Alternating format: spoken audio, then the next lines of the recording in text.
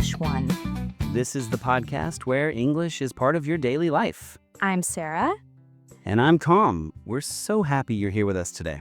Just relax, enjoy, and remember, no stress, no pressure. Step by step, you'll get better every day. So, Sarah, let me think. Yesterday was like the craziest day of my whole life. Oh, wow. What happened? We had a family trip to the airport. And you know my family. How can I say this? They are a beautiful disaster. Oh, gosh. That already sounds like trouble. Give me a second. Okay, imagine this.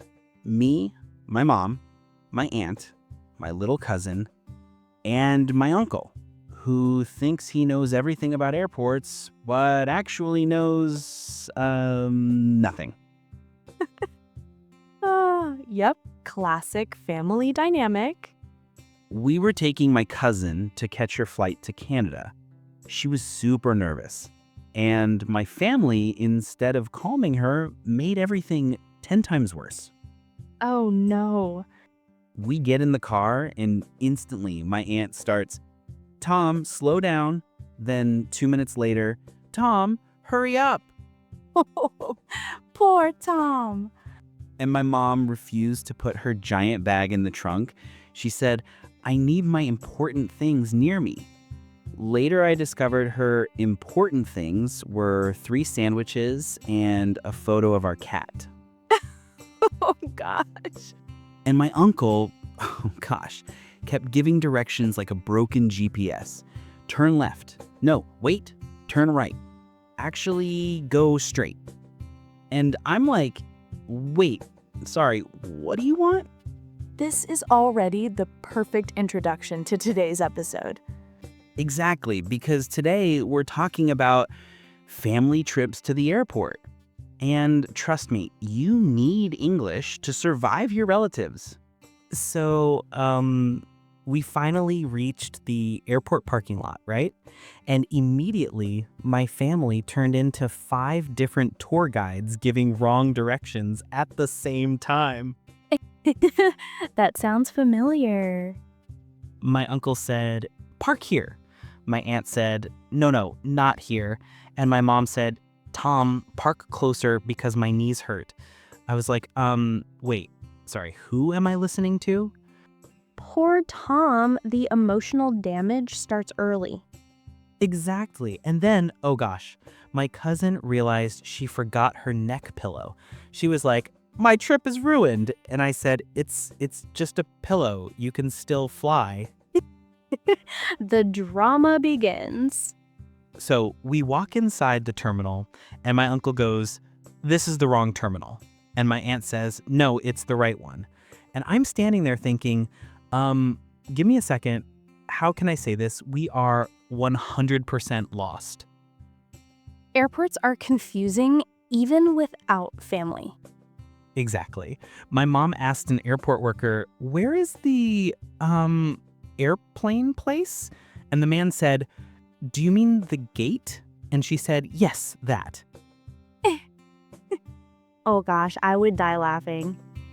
But then, this is the best part. My uncle said, "Don't worry, I know the way. Follow me." And he walked confidently in the wrong direction.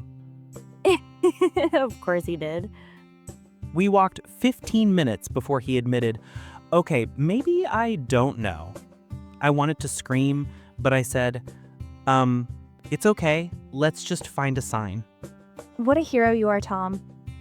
So we finally found the right terminal and went to check in. And the line, oh gosh, the line was longer than my patience. That's every airport ever.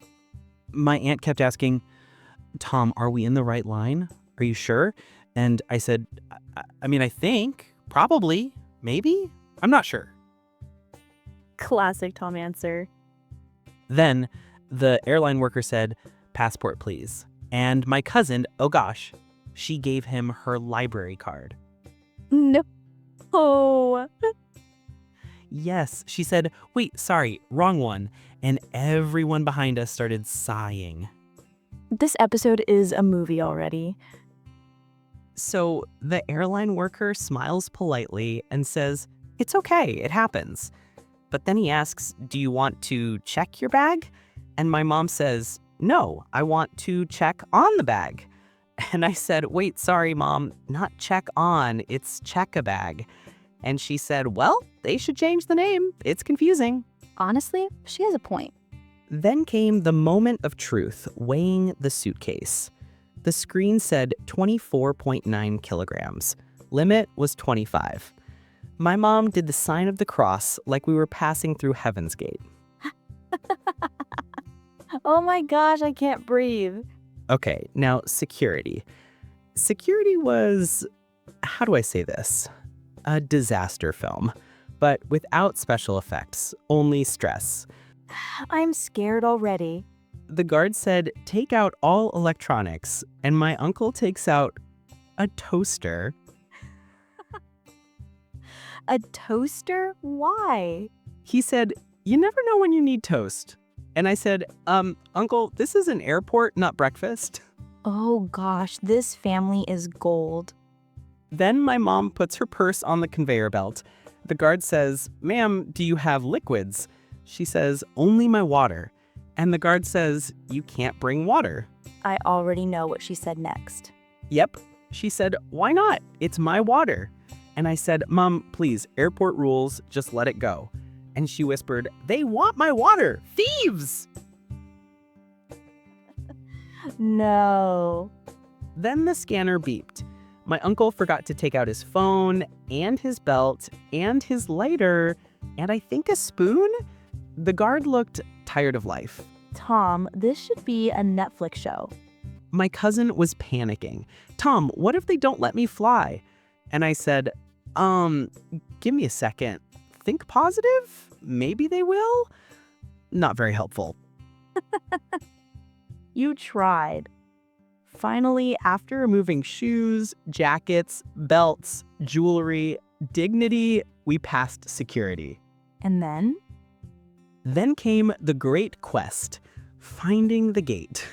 So we begin the great adventure, finding the gate. And let me tell you, it was harder than any video game I've ever played. My uncle said, the gate is this way, and walked confidently like a man on a mission. 5 minutes later, I checked the sign and said, wait, sorry, the arrows are pointing the other direction. Of course, he was wrong again. My aunt said, follow me. I have intuition. And she walked straight into a closed-off area. A worker stopped her and said, ma'am, that is not a public zone. Her intuition needs an update. Meanwhile, my mom saw a gift shop and said, wait, we need to buy something for your cousin. And I said, Mom, she's literally leaving in 10 minutes. She wanted a last-minute souvenir. Exactly. She bought a keychain that said, I heart airport. My cousin said, why? And my mom said, because memories. Moms are the best. Finally, we found gate B17. My cousin almost fainted from stress. She asked, are we late? And I said, I think maybe not. I hope not. Not very reassuring. But at least you made it. Yes. But then came the emotional storm. My mom hugged my cousin like she was going to war. My aunt cried. My uncle pretended to cry, but with no tears. That's such a family thing. My mom said, call me when you land. Call me when you take off. Call me when you eat. Call me when you wake up. And my cousin said, Mom, please, this is not a survival mission. Oh gosh, the pressure. Then my uncle said, here's my travel advice. Always keep one shoe on and one shoe off when you fly. My cousin whispered, is he okay? Why would he say that? He said it's about balance. I said, let me think. No, that's not how balance works. Oh gosh. Then the boarding announcement came. My cousin froze. My mom cried. My aunt cried louder. My uncle looked dramatic for no reason. This is peak family energy. I told my cousin, "You will be fine. You got this." And she hugged me, saying, "Tom, please don't let mom take more pictures." The true emergency of the day. So the boarding line starts moving, right? And suddenly my mom panics and says, "Wait, we didn't take a family photo." Oh no. My cousin is already halfway to the gate, and my mom is yelling, "Come back! Just one photo! Only one, I promise!" She never means only one. Exactly. She took like 20. My cousin was smiling, but her eyes were screaming, "Help me!" I can imagine her face perfectly. Then the final moment came. My cousin hugged everyone. My mom cried again. My aunt cried even more. My uncle tried crying, but still, no tears. Oh, he's very consistent. When she finally walked through the boarding tunnel, my mom whispered, "I miss her already." Then 2 seconds later, she said, "Okay, let's go eat something." Mood switch activated. Exactly. On the way out, she said, "Airports make me emotional and hungry." I said, "Mom, that is actually very accurate." Airports do that to everybody.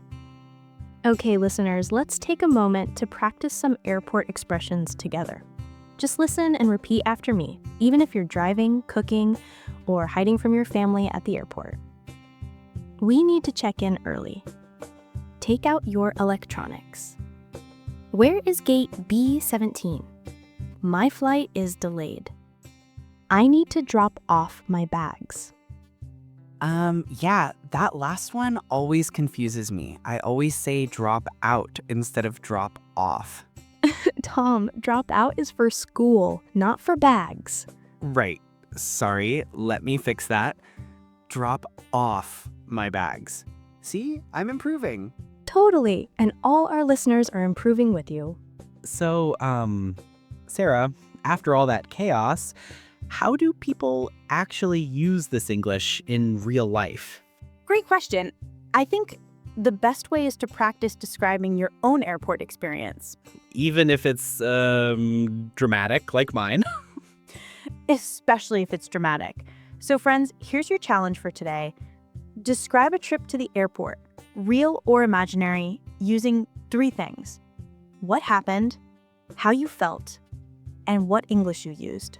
Okay, let me try my version. Yesterday, my family and I went to the airport. I felt stressed, confused, tired, hungry, emotional, all the feelings. And I used English like check in, take out electronics, and where is gate B17? See, that's perfect. Short, clear, and real. And maybe a little traumatic. True, but you survived. And now you can help others survive too. So friends, thank you so much for listening to Step by Step English Channel. We hope you enjoyed today's episode and learned something new. Remember, you don't need perfect words. You just need words you can say today. The key to good English is Practice every day. Be patient with yourself. Be consistent. Step by step, you will improve. Please subscribe, share this episode with a friend, and leave a comment. We can't wait to hear from you. Until next time, Keep practicing keep smiling. and keep learning. Bye, everyone.